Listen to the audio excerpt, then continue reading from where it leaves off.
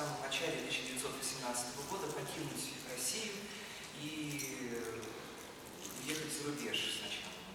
Был в Европе, в Швейцарии, затем с началом Второй мировой, войны эмигрировал в США.